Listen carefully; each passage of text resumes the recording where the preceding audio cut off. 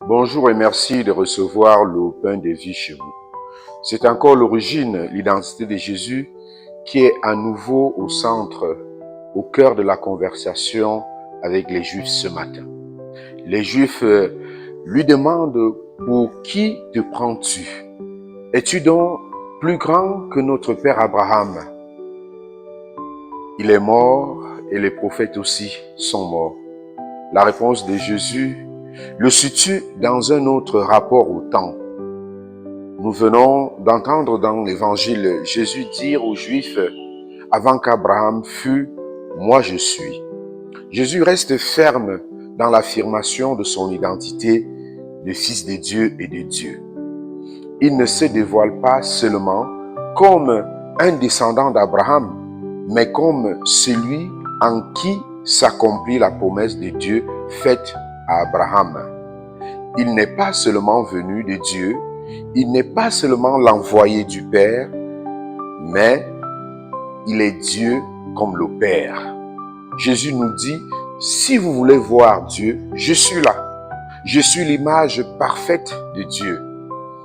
Pour cela, il nous invite à garder sa parole, c'est-à-dire à suivre ses exemples d'amour, de compassion, de conformer notre vie à la sienne. Jésus promet la vie éternelle à tous ceux et celles qui ajustent leur vie à la sienne, à son évangile. Pour ces personnes, la mort physique ne l'emporte pas sur l'âme. Pour préserver notre âme des souillures de la chair, il nous faut alors vivre unis à Jésus par notre fidélité à sa parole. Jésus est la parole de Dieu, venu pour nous sauver de la vie, venu pour nous donner la vie en plénitude. Il est la vie en lui-même et ses paroles sont vie et qui les conserve à la vie en lui. Jésus est le commencement et la fin, comme nous le rappellerons, l'alpha et l'oméga du Cierge pascal.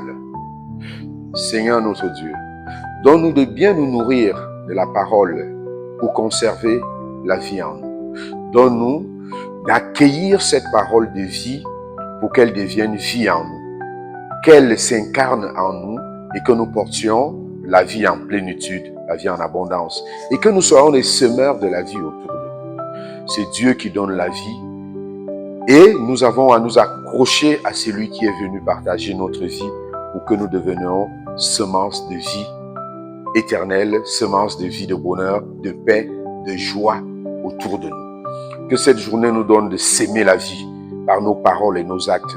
Que nos gestes et faits soient là pour redonner le goût à la vie. N'oublions pas que Jésus nous a dit, vous êtes le sel de la terre, dont nous avons à donner le goût. Que notre vie donne du goût à la vie des autres. À tous et à chacun, nous souhaitons une très belle journée.